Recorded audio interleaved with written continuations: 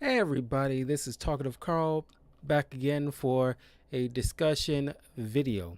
Haven't done this in a minute. Been uh busy with like movie reviews, TV show reviews, comic book reviews, video game walkthroughs. You can check all that out on my various channels. Links are in the description. In case you don't know, it's Talkative Carl on YouTube, Twitch, and Twitter.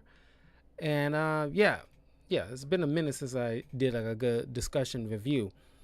And I figured, I'll do these when I have like a decent amount of like stuff to talk about accumulated, at least two or more, well, somewhere between like 2 to 5, topics to bring up.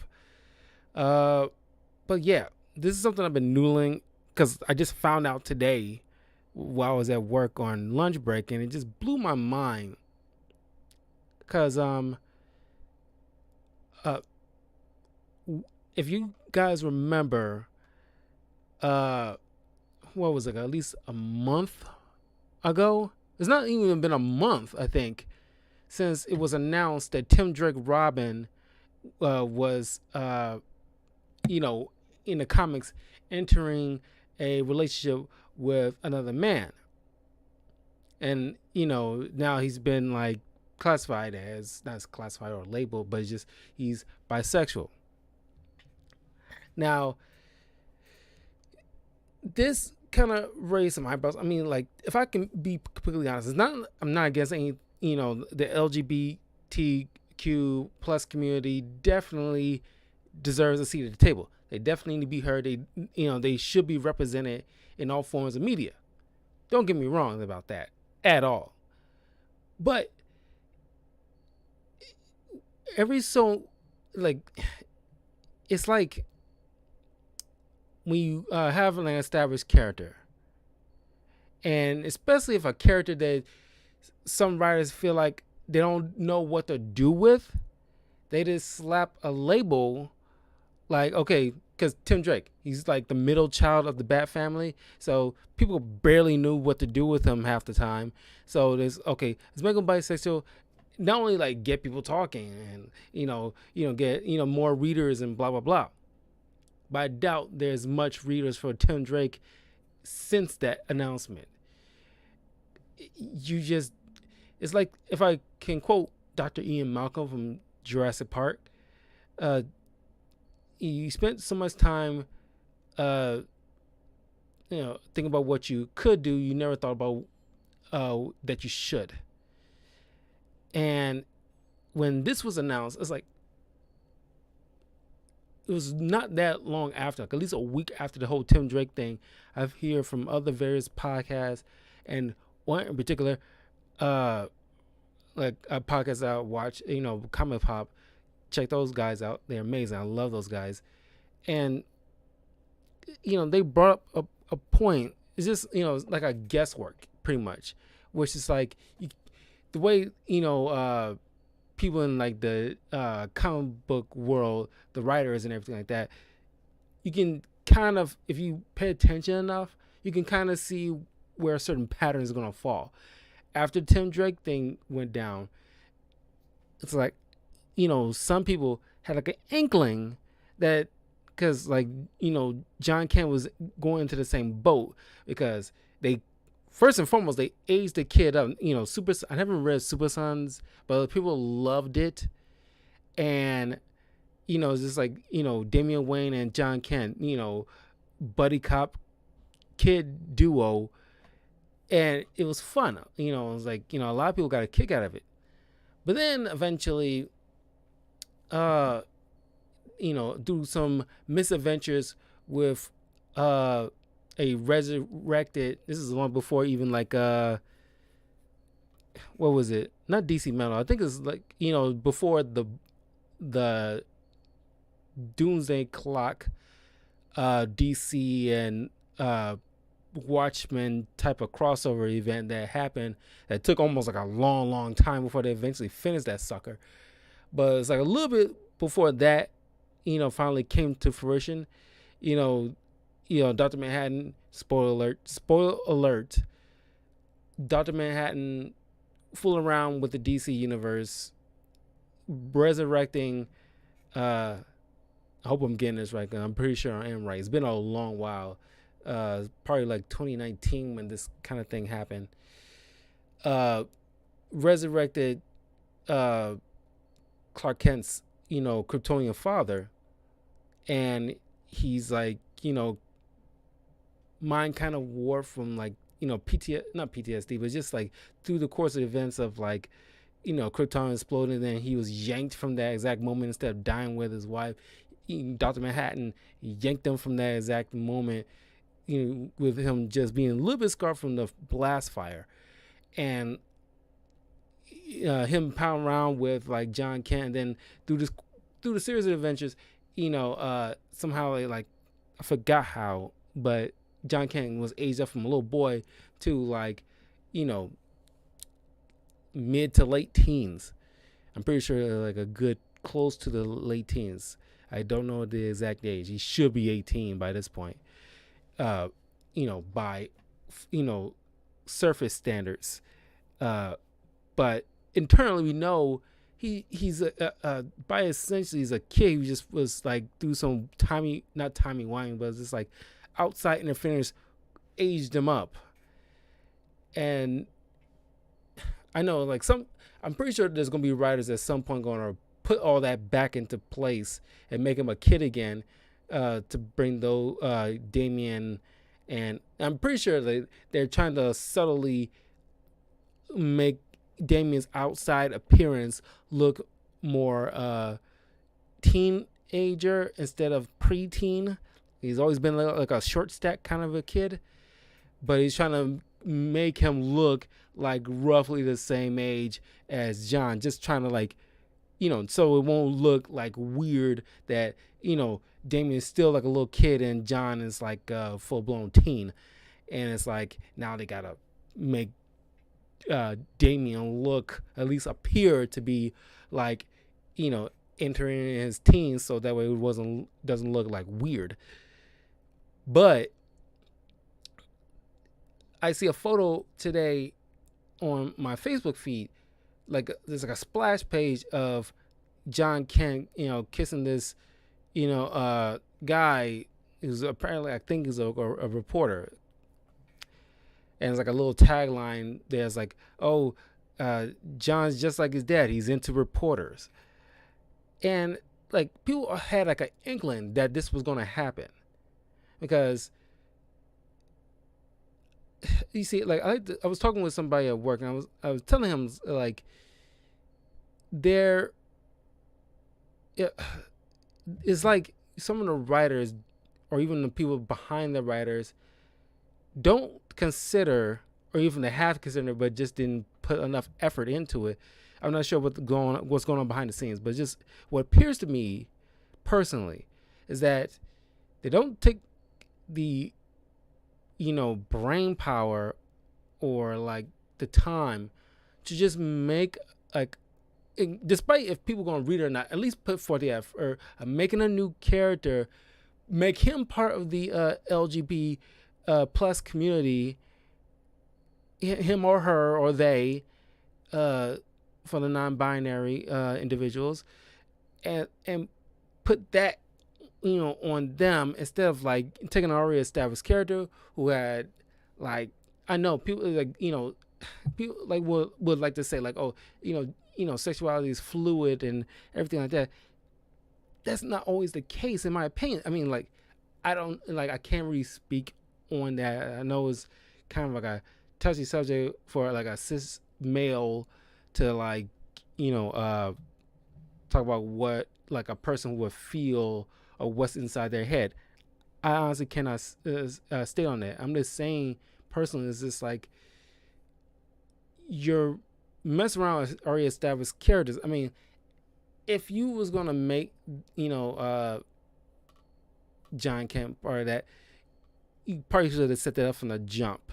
He's been around for a very long time. He was already a kid for most of that time, and you're aged him up. You took and for nobody, like Barely anybody liked the idea that you aged him up in the first place. That I thought was weird. Why would you even consider that? You know, and then now you decide to just like, oh, let's make him gay, and like, or like, let's make him bisexual. It's like, and it's like, there's in the comics right now there is a new Marvel comics. There's a new character. What was his name? He's one of the new Captain America people. Doggone it. I just had that name. Aaron Fisher. Is it like a Hispanic gay new superhero that was either like, I'm pretty sure it's some, at least at the latest last year.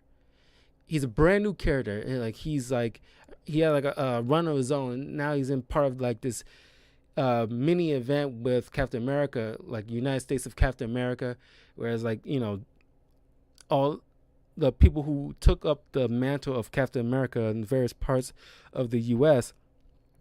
are coming together to stop this big threat by, I'm pretty sure, the Red Skull's daughter and another individual. It's been a minute, but that's what's currently going on right now. I've been reading up on that because it's pretty doggone good. I really wanted like a good Captain America story to like dive into, and this one's pretty doggone solid. So I might do it like well, not might, I probably will do a comic book review of that when it's wrapped up. But this guy, like, this is like a perfect example of making a brand new character. And if you wanted him to be, you know, bisexual or gay or trans or whatever, you can start from the jump right then and there. You did not have to change the whole dynamic of a character. Like, oh, there's no new Bucky stories? I got an idea. How about we decide him decide he felt like a woman inside this whole time? Why? That's their line of thinking. That's how I feel that their line of thinking is. If you're bored, like, not bored, but if you like drawing a blank on like what to do with a particular character, your solution should not just immediately jump to, hey, let's make him, you know, gay or bisexual. You know, that will draw in some readers. Or like Aaron Fisher is like, he's like living on the streets. He's Hispanic and gay, and he's taking up the mantle of Captain America. That's 4 different stories you can easily do with this character right off the bat. Any one of those. You can have him merge if you want to. And it's like, you give him like certain bad guys or supporting characters and stuff like that. I love that. That is like a good way to establish a new character. And if you want to go to DC, Batwoman. I'm not a huge Batwoman fan, but I like that. I like the fact that when they brought her in, is immediately established she's a lesbian. Can you imagine the vitriol and like the riot that will ensue? That you decide, just like with Tim Drake, because he wanted to date this guy that he happened to save, and it's like, you save people all the time. You don't go out there and ask them on a date, kind of thing. It's weird. You save people all the time, and this is the guy that you all of a sudden like, something about him that, you know, I'm interested in. I was like, why? But then can you imagine if like Batwoman just, you know, saves a dude and then befriends him, and then they're hanging out one time, and then all of a sudden, like, you know, it's all quiet and they share a kiss. People will be livid because, you know, you can make, you know, establish straight person, you know, bisexual or gay if you wanted to, but can you imagine that they do the flip of that? Nobody will like that at all. It's just like, it's not like I'm putting on a hate on this. It's just like, you're doing it. It feels inauthentic. That's the word that, you know, came across my mind. Like I knew, and I think like a good handful of people from like, you know, at least a couple of podcasts knew this was going to happen, because they want to slap a label on every, like almost like, you know, just because they can't tell like a solid story or don't know what to do with the individual character, they will just change something dramatically, and it's not. It doesn't seem organic. And like I said, it's like I understand that you don't know what a person might be feeling. They can always have felt this way. They can easily manufacture that. And, just like with Aaron Scott. I mean, like, it was not until the New 52 they decided that he was a closeted gay man, and he just felt like he can finally, come out, and that's great. Like I'm glad of that, because the people in the 40s, when Alan Scott was in the Justice Society, and during that era, you cannot obviously have done that. But it's like, just because Alan Scott is another person I don't think many people knew what to do with at that, for the longest time until the New 52 came around. I'm not a huge fan of New 52. There's like a few things I like out of that thing, but the New 52 was kind of like a bust of an era. But I just personally think it's just like I'm not saying like I hate it. I just figure, like, why go that route when you just doing it? Like, Harley Quinn's like a good example of an organic way, because she, for the longest time, she's been palling around with Poison Ivy. Like, they've been like, friends that butted into a relationship over the course of a long time. It's always, they like the Thelma and Louise since the Batman animated series. And it wasn't until, like, I guess the New 52 went, well, we always had like a hint that they was like always very buddy, like always close. Like, if wasn't with the Joker at that time, she was always seems to be with Poison Ivy. And, it's just that chemistry was very heavy between these two. And it wasn't, I think, the New 52 when, like, it was kind of like starting to be like kind of obvious. And it wasn't until maybe in the past few years when it's actually, especially in the Harley Quinn show, when it was the first time, you see like these two actually share a kiss between each other. I could be wrong. I'm pretty sure they kissed in the comics at some point prior to that. But it's just that, it was fairly obvious. But it didn't rush right into it. They grew. It was started as a friendship, and then it grew into something. And that felt more organic, and it made sense, and like I loved that. John Constantine, always been an established bisexual man, since his inception. I read like a couple of years ago, I remember reading a Hellblazer comic of his, because I really got into John Constantine because of the actor. I'm blanking on the actor, Matt Ryan. Because of Matt Ryan, since his Constantine's first TV show, back in the day, I've been like a huge fan of. I love like magic characters, base characters like Dr. Fate, Constantine, Zatanna, Doctor Strange. I've always been a huge fan of characters like that. But like I remember the one comic book panel where he's meeting up with an old flame of his that he used to date when it was like teens, and like I think it was she mentioned in like a comment that one of her, I don't know, because she's married during that story, and like she made a comment. It's like, don't try to hit on my husband the way you did my last boyfriend. And I was like, yeah, that makes sense. That's John Constantine in a nutshell. I seen John Constantine hit on like this big black bartender and had like a one night stand with him in one comic. It's like I wouldn't have any problem. Nobody had any problem with that, because it's like it was already established. It was already a thing.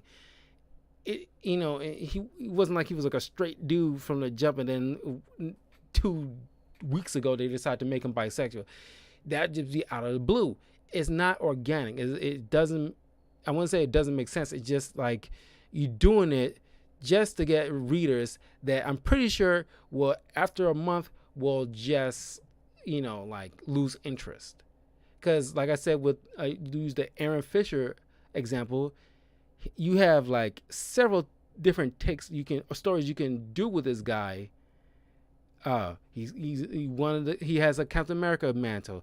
He's like kind of homeless. I think he lives on the railroad tracks kind of situation. He's Hispanic. He's a gay man. He has like four different stories you can go with this guy, and he's a brand new character, and it's like that's great.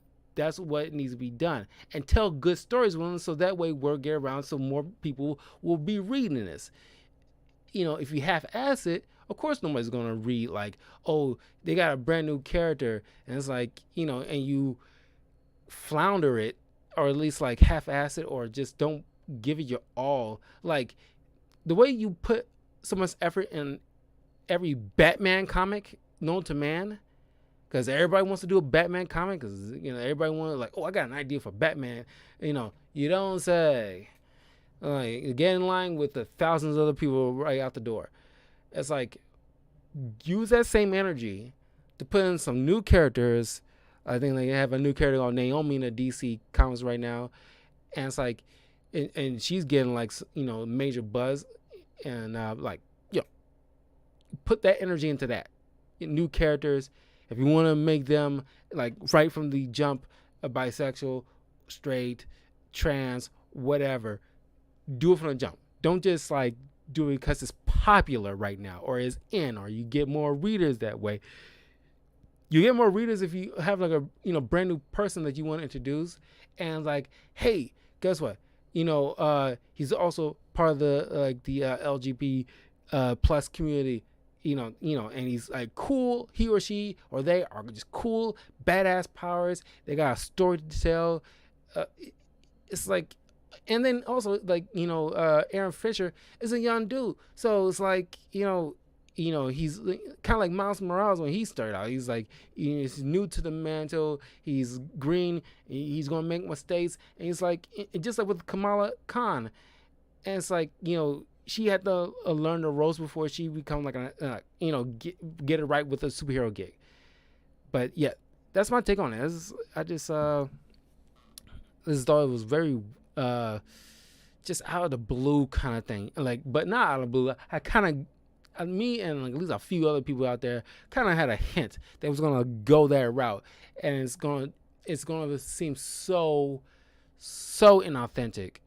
It does seem inauthentic to me. And it's like I wish they you can't take it back now. It's like if like you set it up, you should put more time into thinking about it, whether or not to go down this route. Because now that you pull the trigger, you can't pretty much unring that bell now. All right. Next, I want to talk about the Dave Chappelle closer comedy special, and keep it on the same theme here. And it's like I love this special. It was very good, but I think it was like mostly Dave just unburdening himself because the vitriol that he is getting from like the LGBTQ plus community.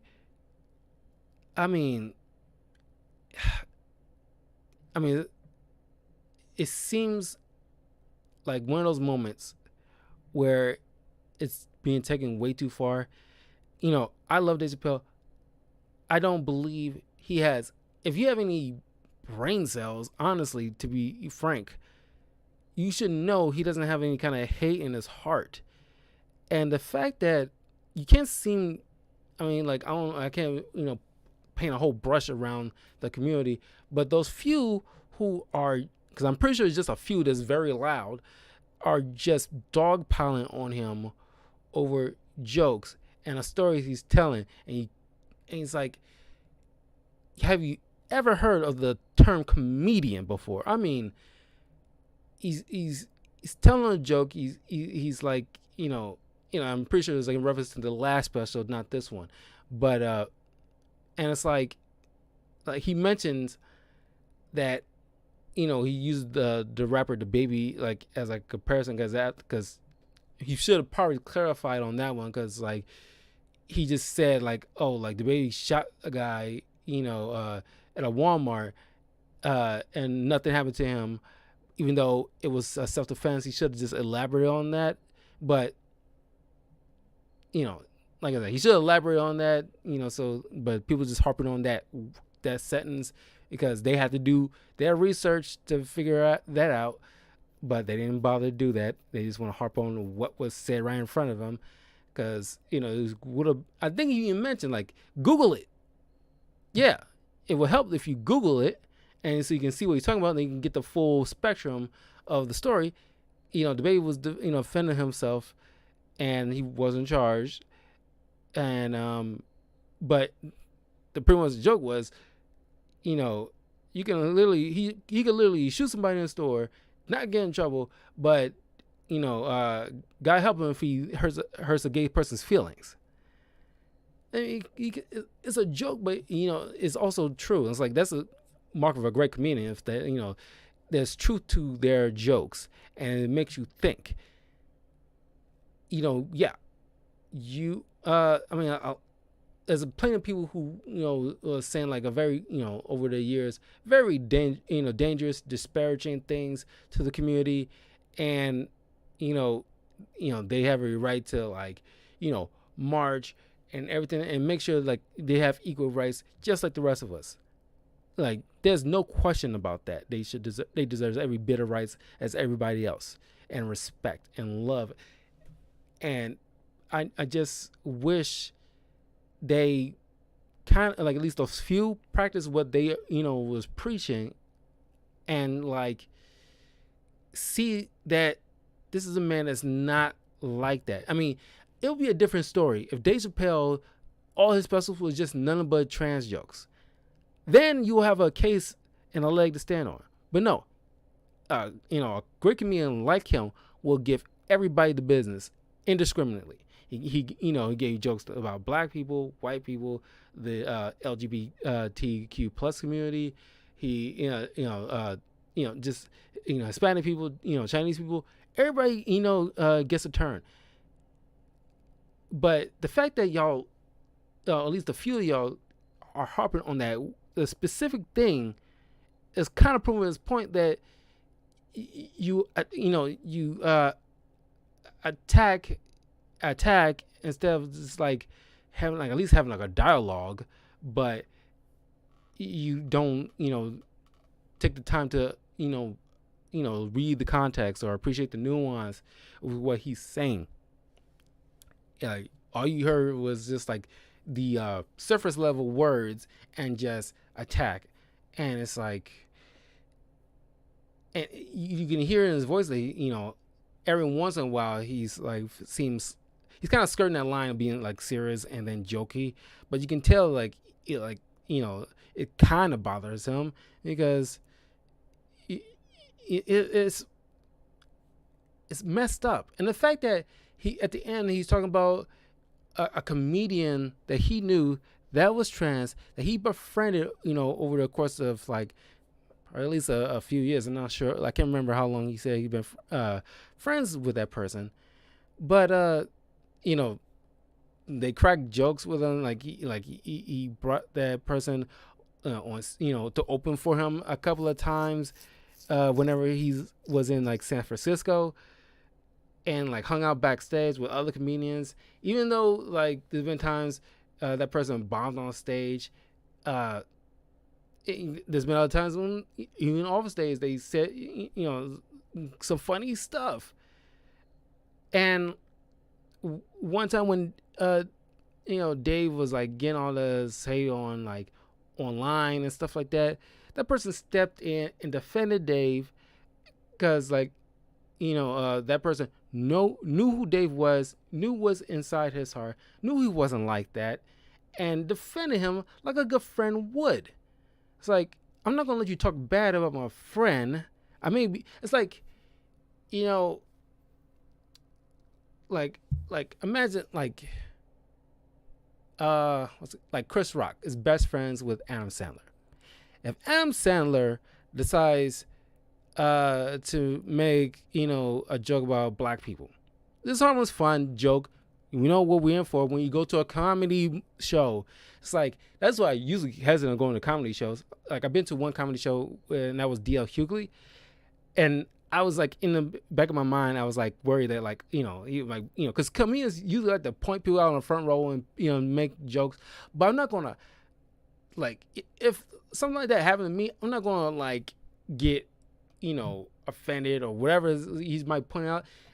He's a comedian. He's gonna point out people's flaws and make a joke about it, and it's all in good fun. Like that's the only comedy show I ever went to. But even so, I watched other comedy shows on TV or streaming or wherever like that, and like I know what it is, and I know what it involves. We all know comedy shows have been around. Shoot, since the 50s, 40s, and it's like that dynamic. I mean, times has changed, but there's certain things about comedy shows has not changed. You know what you're in for when you go to a comedy show. People gonna make jokes about other people, themselves, as well. Everybody gets done. There's been times when they make political jokes, jokes about other communities, their own community, jokes about like people, around the world. It's like whoever is, they've been jotting notes down and what they observe through the course of a year or less, and then bring it to the stage. Some might work, some will, but that's the nature of the beast. And the fact that he brought up the fact that like because of that trans person's own community, at least a few that was been attacking Dave, decided to go attack, this person, and that person ended up, despite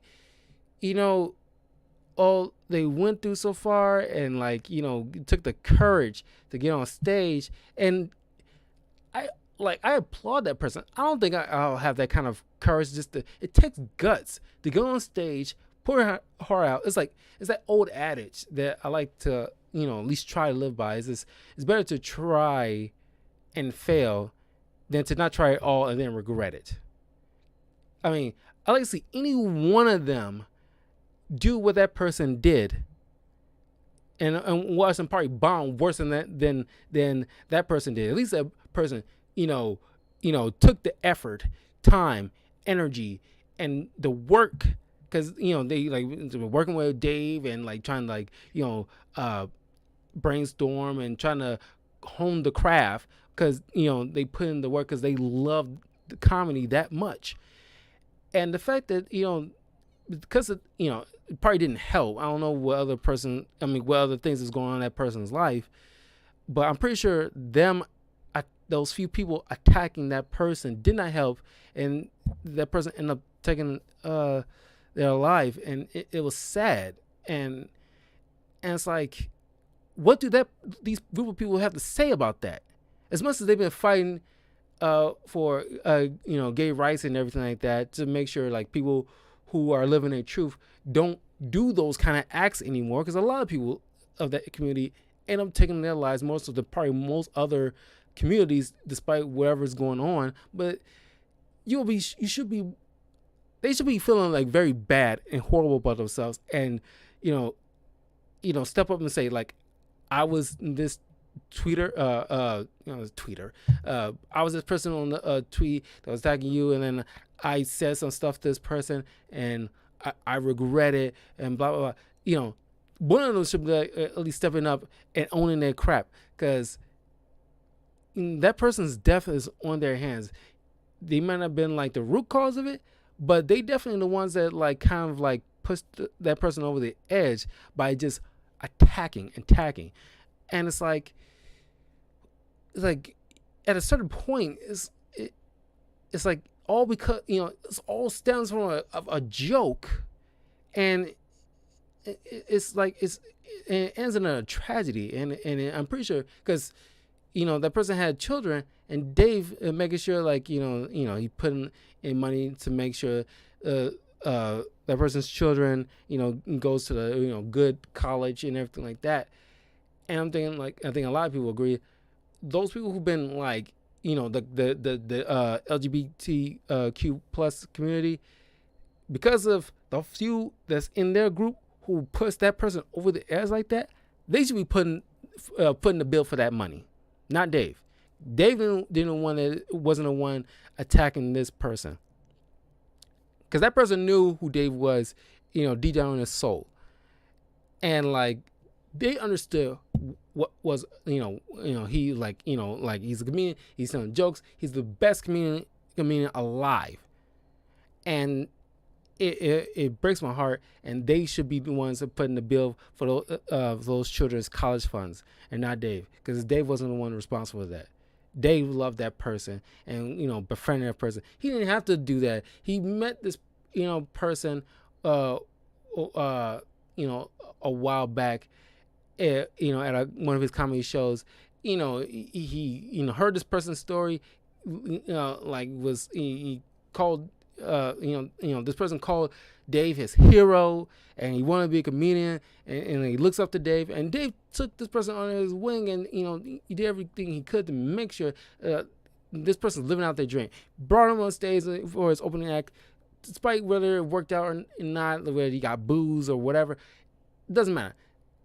Dave make sure that person was a part of this, because he felt touched that he got a new friend that just they shared a connection, and it's like, I want to do this for my buddy. It's just, it will do something to you when a person comes to you and say you are my hero, and you'll want to do wherever you can to make sure, because like it's not every day you be called somebody's hero. And what Dave did to this person is go far beyond what a person would do. And that says something about Dave's character at the core. And, the few people who've been attacking him don't seem to be acknowledging that fact. And I think that, that's horrible.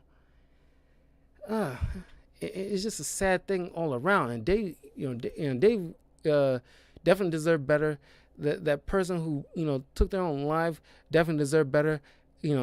Leaving behind beautiful children that definitely deserve better, because they lost a parent because because of some stupid tweets from some ignorant people who ironically is from the same community as that said person, and is really messed up and kind of ironic.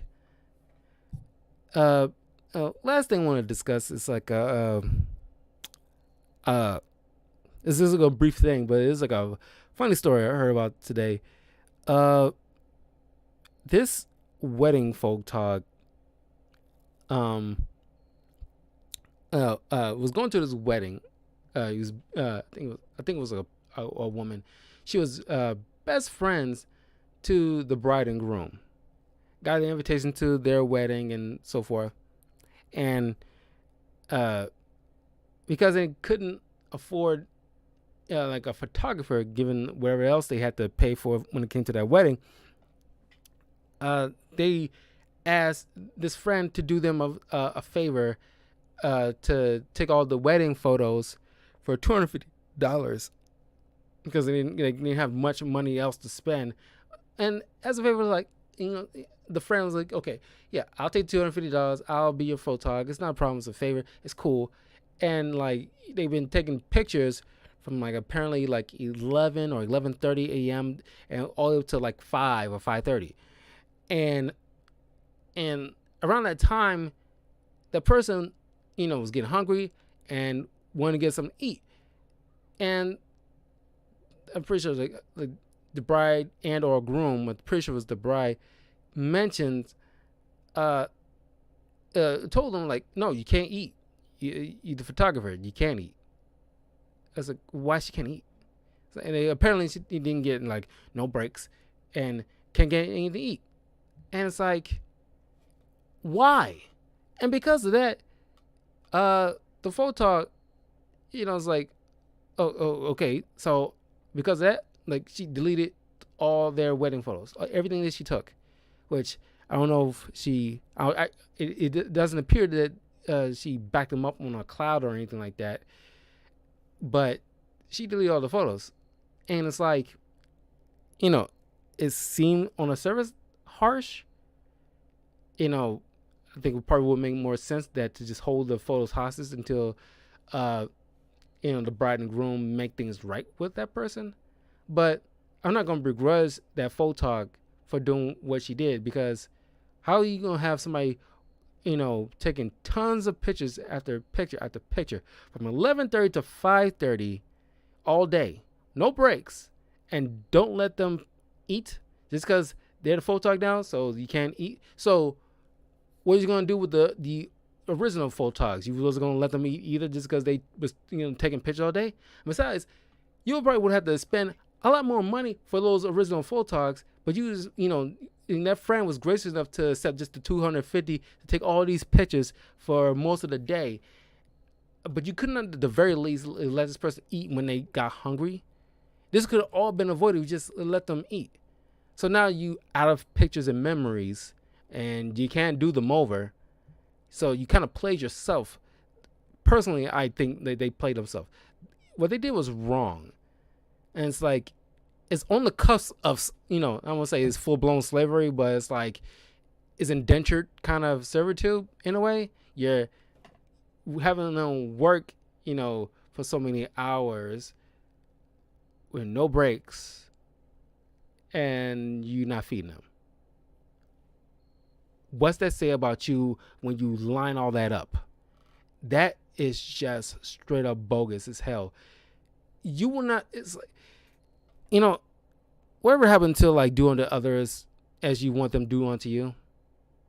If the script was flipped over and you had to do something for them for hours and they told you couldn't eat, you will feel some type of way. And like, you were catching the case yourself. So like now, their underwear is in a bunch over this photog, and it's like, why are you acting shocked? Like, you did a wrong thing. You are exploiting this person, and they was just doing you a favor. They didn't have to do that. Plus, you already invited them to the wedding, so they already had a seat, which means they already should have had food, set aside for them. So it's like, okay, chicken or beef or whatever, that they were serving. Okay, this person was also, was already coming to the wedding, is also taking our photos. So like, make sure you, tell the caterers to set some food aside for this person at the end of the day. You didn't do any of that. Just like that person did the party didn't bother to save all those photos on the cloud. I was like, you didn't bother to save me food. I'm not going to bother to save you any of your photos. And it's like, it sounds harsh, but I get it. I mean, like, it would have been nice to just save them somewhere and just hold it hostage until that person makes it right. But I'm not going to begrudge that photog either. It was like straight up wrong. It's like, why would you do that to a friend, no less? I have tons of friends that we, like I do them a solid, and next time I see them, they might, immediately, help me out on, paying that forward. And it's like, they don't leave, a bad friend will leave you twisting and winning. I can tell you how many times when, like, I'm pretty sure everybody has been in this spot before when, a friend asked to, another friend, can you loan me $20 or $5 or $10 or whatever like that. I remember back when I was working at a Jewel Osco grocery store, and this is only in Illinois. You probably don't have Jewel Osco grocery stores in other states, but it's pretty much a grocery store chain in Illinois. And when I was working there a long time ago, I remember that, like, I had to put money on my bus card, and it's like, I was kind of short one week, but I need them, enough to last until my next paycheck, which was going to be coming, in like a few days. But like, I need like the money to be put on the bus fare, immediately so I can get home. And like, one of the coworkers, hooked me up with $5, which lasted me, until till that Friday when I was, expected my direct deposit. Friday came, I immediately paid that person right back. Simple, clean. And that was not a close friend, but like a good coworker friend. And it's like, they didn't have to do that. It's like, you treat people properly, the way you want to be treated.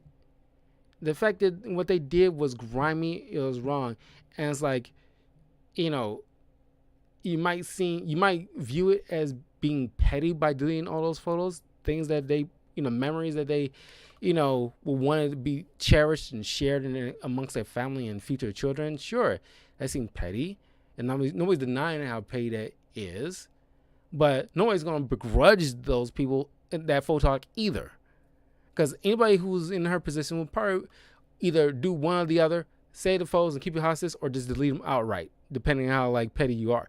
But those are the only two options, because what they did was wrong, and they was gonna suffer one of those two consequences. Because it make no sense. That is cruel. I want to say go as far as cruel, but it's plain old wrong. And like, it's kind of getting your just desserts, like just wedding desserts. But yeah, that is pretty much like what I wanted to talk about in this discussion video. Like, what do you guys think about the Dave Chappelle thing, the wedding Photog? Was that person right or wrong for deleting those photos? And what you think about the John Kent Superman being bisexual now? Do you think like that was a good move or a very manufactured, inauthentic type of display of trying to just force people to get more readers and stuff like that? Because I'm curious to know what you guys think. And yeah, don't forget to leave a like, comment, subscribe, all that good stuff to Talkative Carl on YouTube, Twitch, and Twitter. I'll see you guys next time, and hopefully some point this week, Twitch will get his act together, because like I don't want to have to like go on. Well, I barely have to go on YouTube to do my walkthroughs for my games, but like I'm gonna try to limit the amount of games I gonna be playing this week, because hopefully Twitch will, because a lot of people are still playing on Twitch, but just being able to export my videos from Twitch to YouTube is pretty much like, because I can't get it to reconnect to YouTube, so I can't do the export, which is like a pain in the ass. So yeah. So like I said, I'm just gonna probably limit. I'm nearly done with the Horizon. So it all depends on how I'm feeling. I was gonna do that game this past weekend, but I'm probably have to wait until maybe either this Friday or Saturday. Check out my new James Bond No Time to Die spoiler review on the channel as well.